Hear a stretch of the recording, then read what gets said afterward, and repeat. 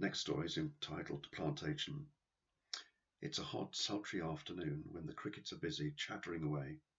Down the long avenue of cypress trees, a buggy drawn by a black horse, glistening with sweat, is driven at breakneck speed as if to meet a crisis head-on.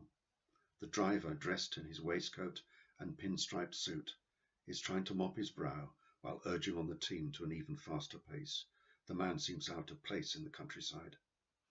He sees in the distance an imposing mansion with two colonnades either side of a main entrance, by which what looks like a footman is waiting for his arrival. The latter is likewise dressed immaculately and wearing white gloves. He has an anxious look on his weathered face. The buggy curls round the well, situated in the front of the building, and then comes to a sudden halt.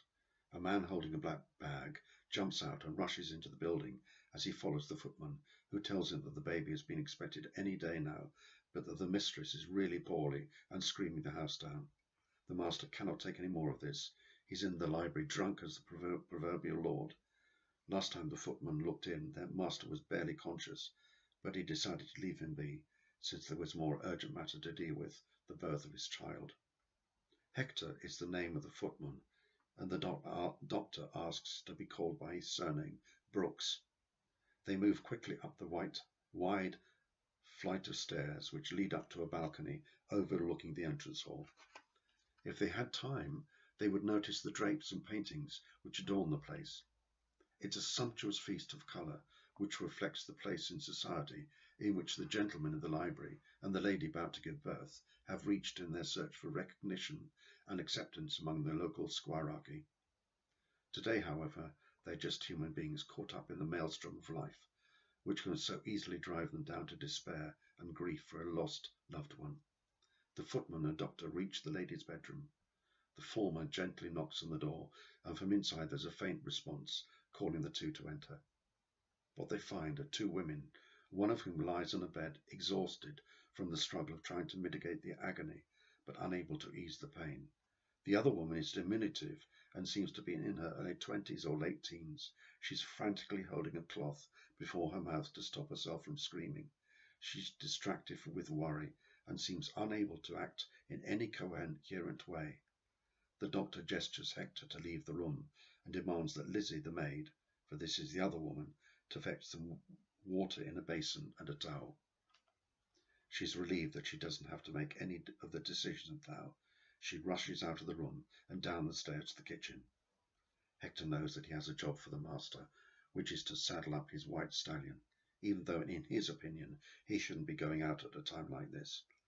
But it's not his place to say anything to his employer, who at this moment is drowning his anxieties with drink, the worst kind in Hector's teetotal mind. He goes to the stables, where Lightning is kept in the first stall. He's a magnificent beast, among others of almost equal worth. Anyone who owned him would be a proud man, and deservedly so. He begins to brush his mane and talk softly to the fellow, telling him to look after the master wherever he goes today, especially if he is caught out in the rain and late at night. Hector can almost sense that this night is not going to be a good one. He wants to try and stop his master from putting himself in danger, but he knows he has no chance of changing the latter's mind. He finishes getting Lightning ready for the journey. He then steps back and takes an admiring and scrutinizing look at his handiwork. The horse is quiet and relaxed. He will have to wait a while longer before the master has sobered up and taken the reins. Hector goes back into the house and walks down the corridor across the hall to the library. He opens the door to find his master now sprawled over his armchair and snoring like a rumble of thunder. His master is in fact one of the unemployed generals of a defeated army, who has been prematurely retired at a young age with one arm shot away from him and one eye blinded by shrapnel. He is also a bitter and angry man, who holds a grudge against the victors, who have metaphorically wiped the faces of their enemy in the dirt by imposing their strict rule of law and turning upside down all the traditions and customs to which he and his kind have been used for many generations. Let's call him Mr. Smith, even though that is not his real name. Hector has been, and is, and always will be a faithful servant to him, even when he knows he is wrong. Hector always has a love for this misguided man, for Hector is a good Christian and knows right from wrong. He shakes his master by the shoulder several times before the latter groggily answers anything, but only with a grunt. Eventually he yawns and opens his eyes. He looks at his fob watch to check the time. Suddenly, without further ado, he staggers to his feet. "Hector, my good man, fetch me some black coffee, lots of it, and quickly. Is Lightning saddled? Good, I must be gone very soon. I have an important engagement to fulfill." He waves Hector away. No further explanation necessary, nor for that matter is there time and place for objections on the part of Hector, as if he would dare. Hector rushes back into the kitchen and heats up some coffee. He's there to serve his master, and he does it willingly, despite the new situation. Their respective positions have been irrevocably changed in a way with which neither can easily cope. At least that's the case with Hector. He's not sure if his master is in the same situation as he. They are both traditionalists. Hector cannot understand what freedom means, except that it is frightening. He hears a lot of talk about it more and more, and he cannot fathom what all the fuss is about. He's happy in his work, and his master is always pleased with him. They get along just fine. While he's musing on these thoughts, the water's been boiling in the kettle, and he suddenly remembers the coffee. He pours the water into the coffee pot, which he carefully fills with beans. He lets it percolate for a few minutes, hoping the master hasn't noticed he's been a while in completing his task. He gets a tray from a cupboard just below the sink and places coffee cup, sauce and pot with spoon and sugar bowl. Then he strides purposefully back to the library. The door's open, so he enters without knocking.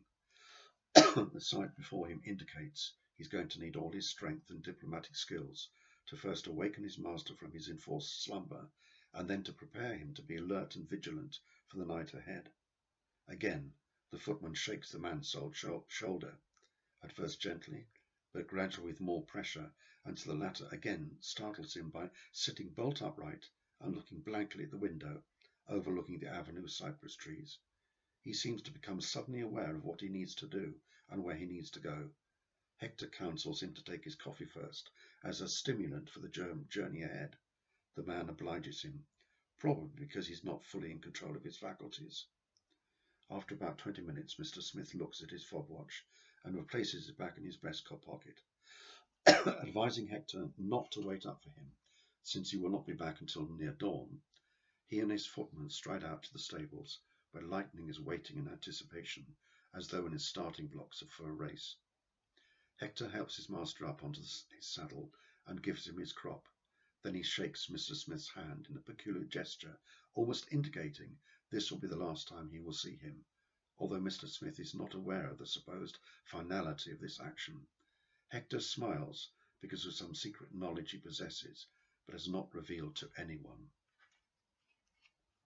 Hector has discovered the reason for Mr. Smith's frenetic departure. He's going to a special meeting in the county courthouse at an hour when any law-abiding citizen would expect to be at home and in bed. Mr. Smith is an exceptional man of courage, Hector admits, but he also knows that the form is very foolish and misguided when it comes to getting involved with the wrong sort of people. Tonight, Hector's made up his mind that Mr. Smith will not be allowed to make himself an idiot. His master rides like the devil himself through the forest, along well-worn tracks, as the gathering darkness closes in upon him.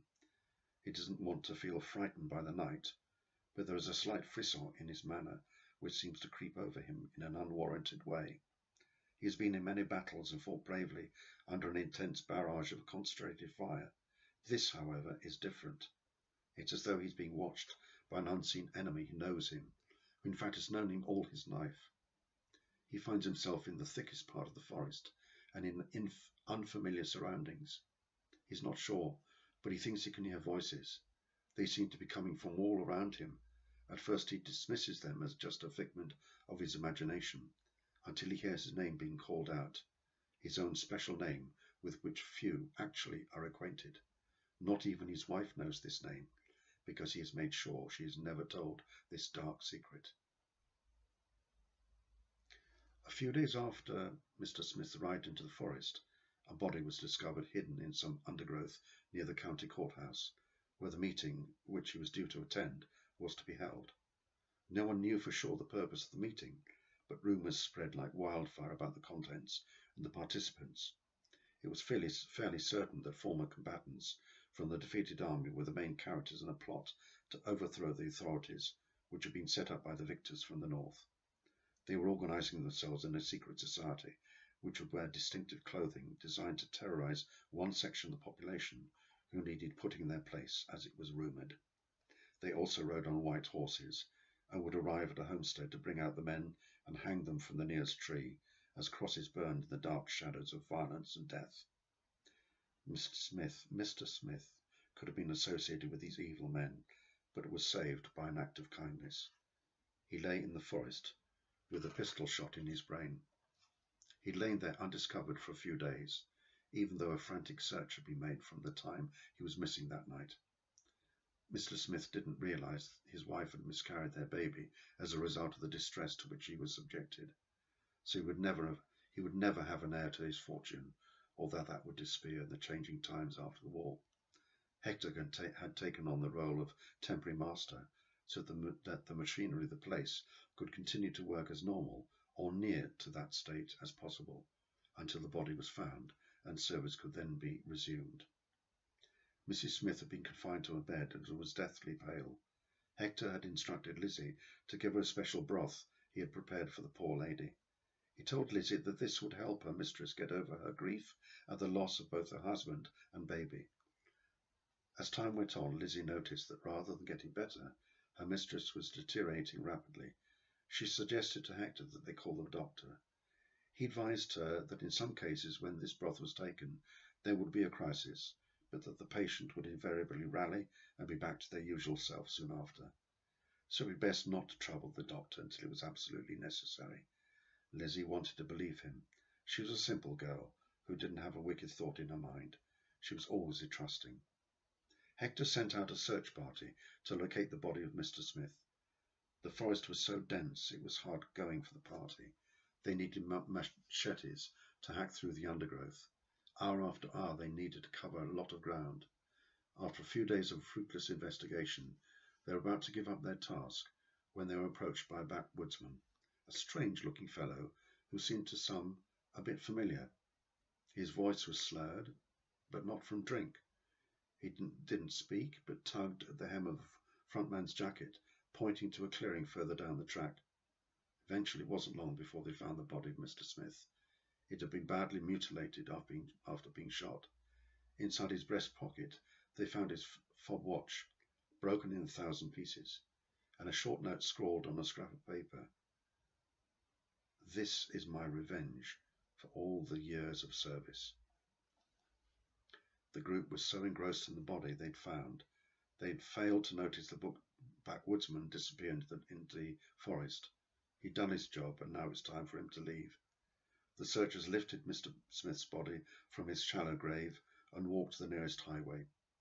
Having achieved that first step, they waited until the farmer and his cart came back. He was, of course, willing to be of service to them, and so they were able to take the body back to the mansion. When they arrived, they found that one of the servants was missing, and the lady of the house was dead in her bed. She had been poisoned.